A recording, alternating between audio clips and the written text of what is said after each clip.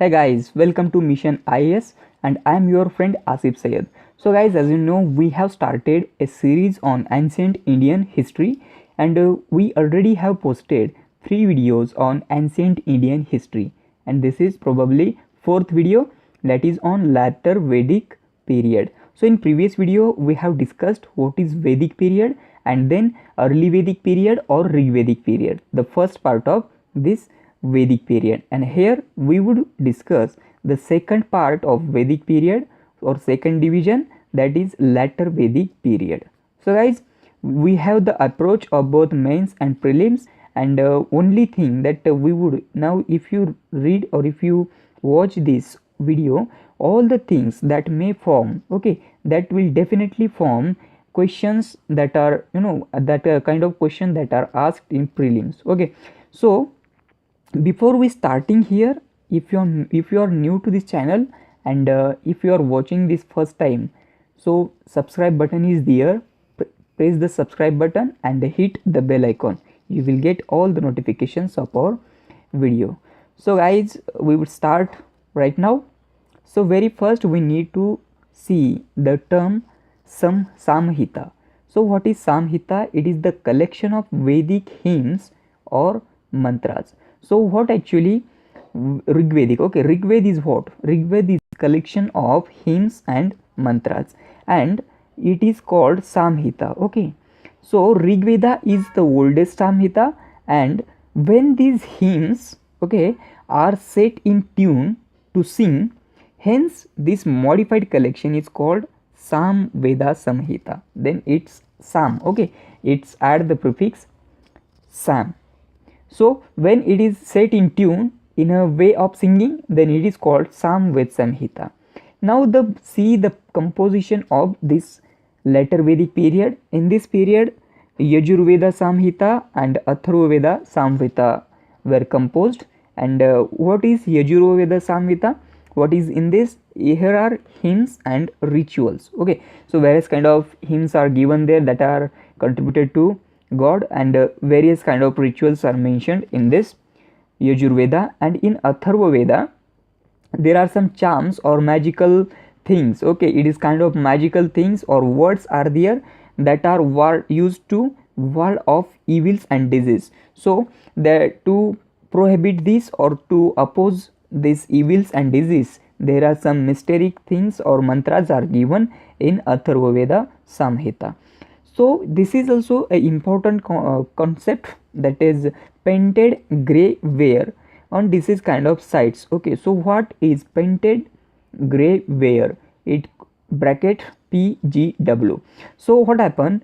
500 sites. Okay, on the time of, okay, so they find 500 sites of this age explored first time, and they all, okay, all the people of these sites were using painted grey pottery. So we have seen already in Harappa Sanskriti or Harappa civilization that the people were using kind of potteries in that period also, and in later Vedic period also the people were using painted grey ware pottery. Therefore they are called PGW. Okay, it's a short form or stand form of this words or pottery.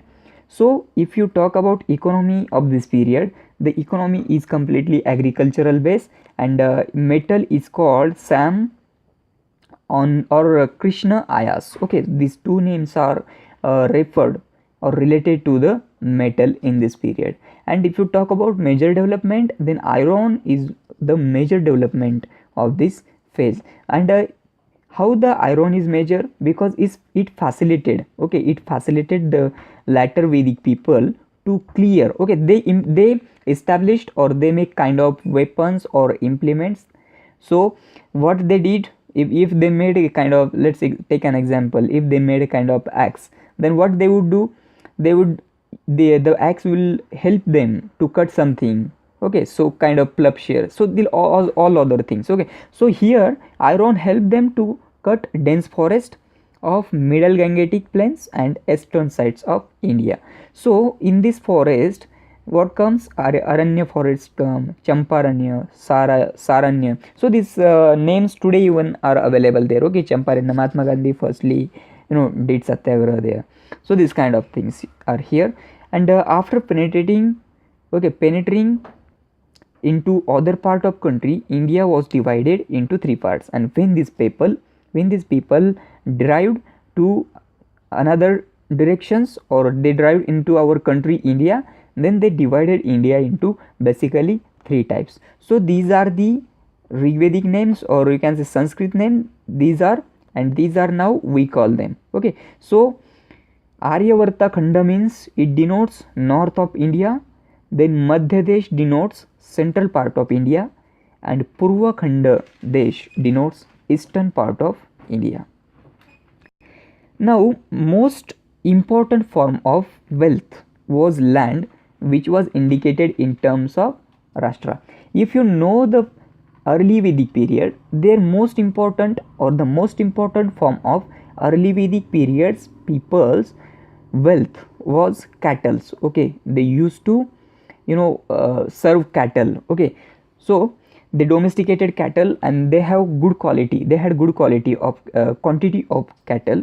But here the term changed, and the people gave weightage to land, or Rashtra.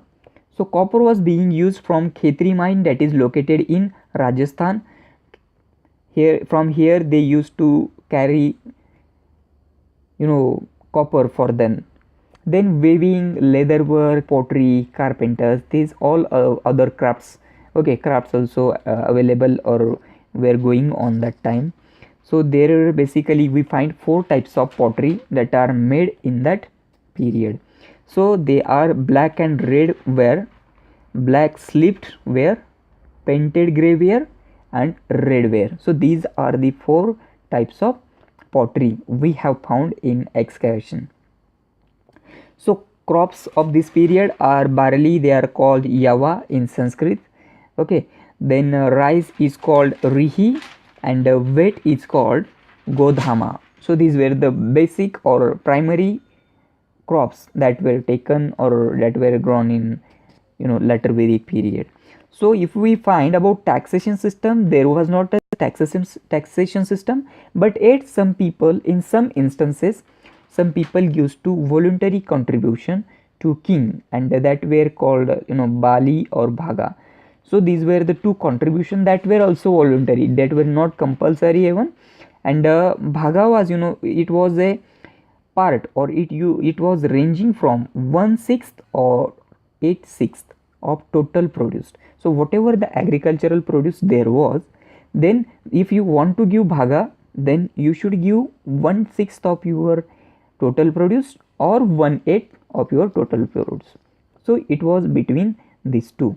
So kings used to fight for land, as the land was most important form of their wealth. Always they struggled, they fought war to acquire more and more land. So let's see polity of this later Vedic period. Role of king become very important in this period, and he was expected to acquire more and more land. Therefore he used to fight war. So assemblies of Sabha and Samiti lost formal relevance, and Vidhata disappeared completely. In the first or in what we can say early Vedic period, or in Rigvedic period, this Sabha and Samiti had very significance, okay, big significance, that they were very highlighted or important institutions or assemblies in early Vedic period. But here their importance declined. Okay, so and Vidhata was completely disappeared in this age. Political decisions now taken the Brahmans, and Brahmans take this position. The Brahmans try to get all the powers in their hand, and they introduce complex Brahmanic rituals, and propagated that if you perform rituals, then it will bring supremacy of the king. This kind of जो तो कुछ आमिष दिखा करते थे उस समय राजा को. So they increased their position step by step, and rituals of this period. Now we would see that Brahman Brahman made or introduced some rituals. So we would see here some important rituals over here. So the first very important ritual was Rajasuya. It is consecration ceremony. So what is consecration ceremony? So in this, okay, in this what we can say, in this ritual,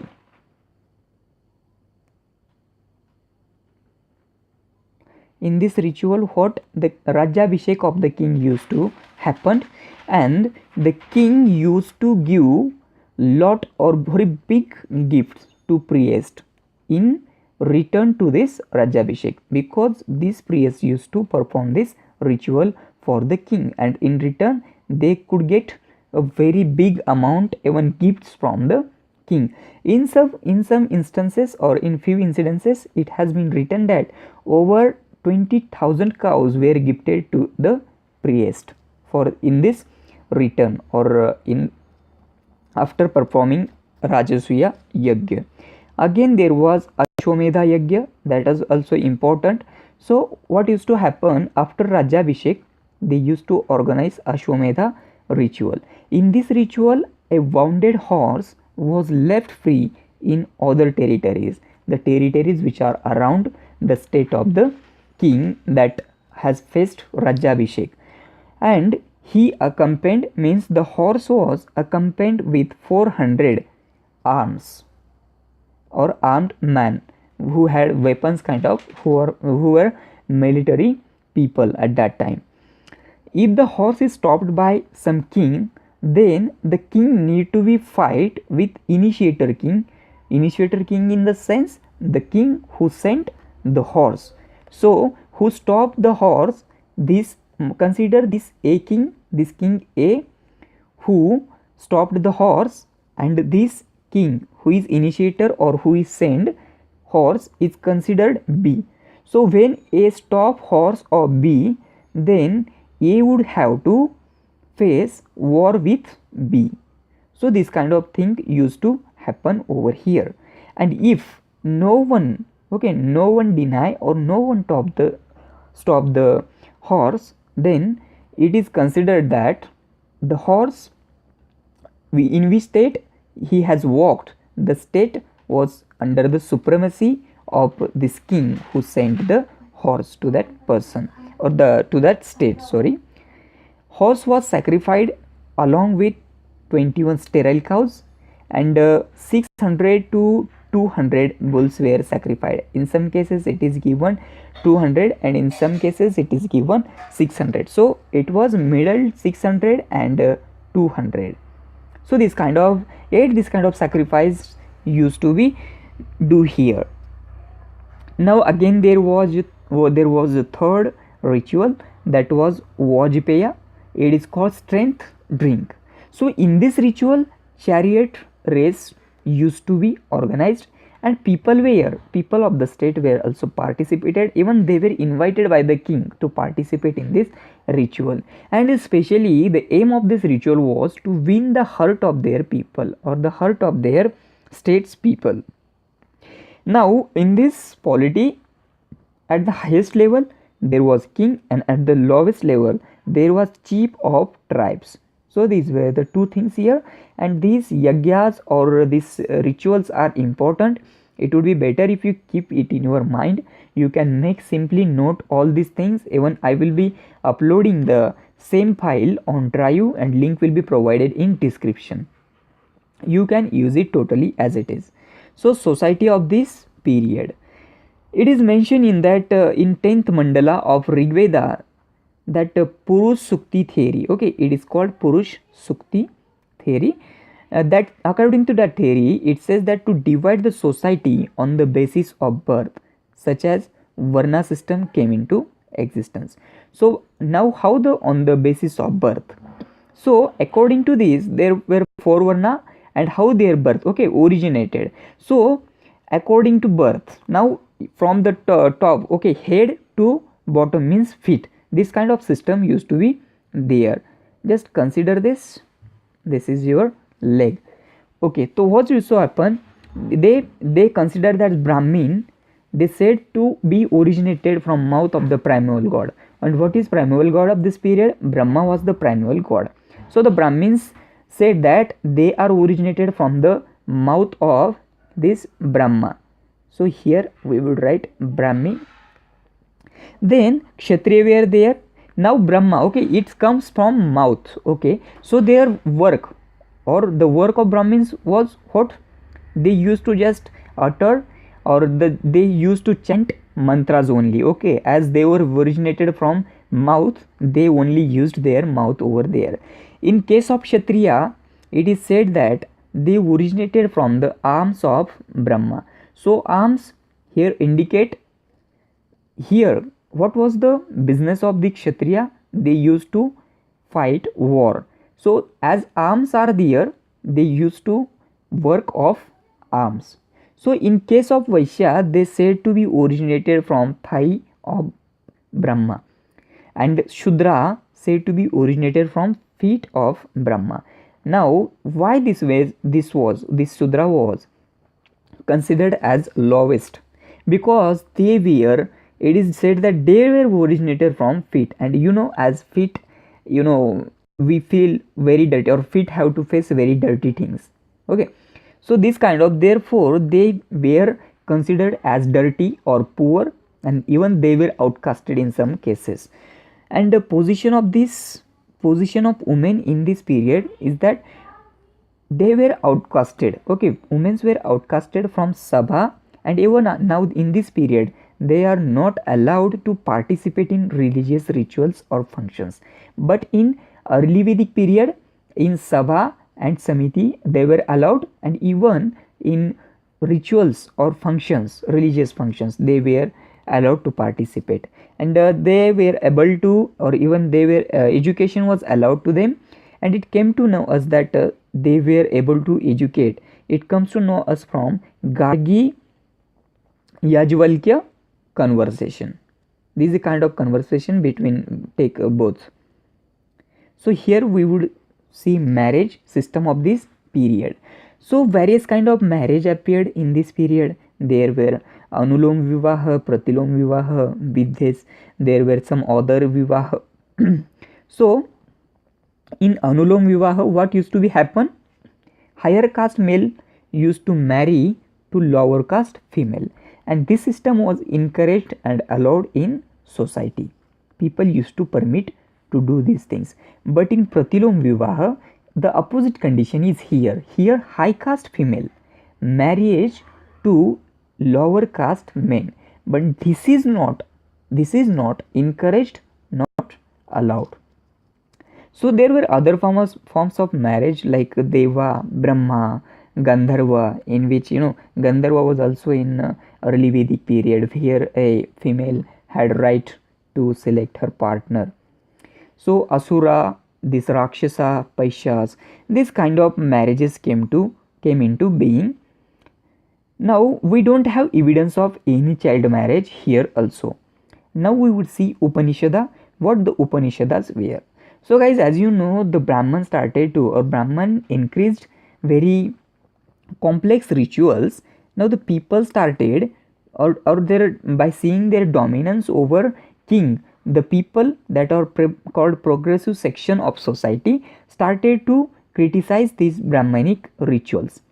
And what they did, they advocated that the basic worship should be for spiritual gain, not materialistic gain. And already I told you that in the early Vedic period, people used to worship for materialistic thing, that I want sun, okay, I want Suviraha sun, not Nivira. So this kind of things, this is called materialistic gains. But here these people said that no, materialistic not should be aim, okay, it should not be aim of worshipper, but it should be spiritual gain.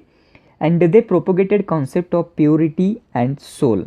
So these were the two concepts that that time they propagated.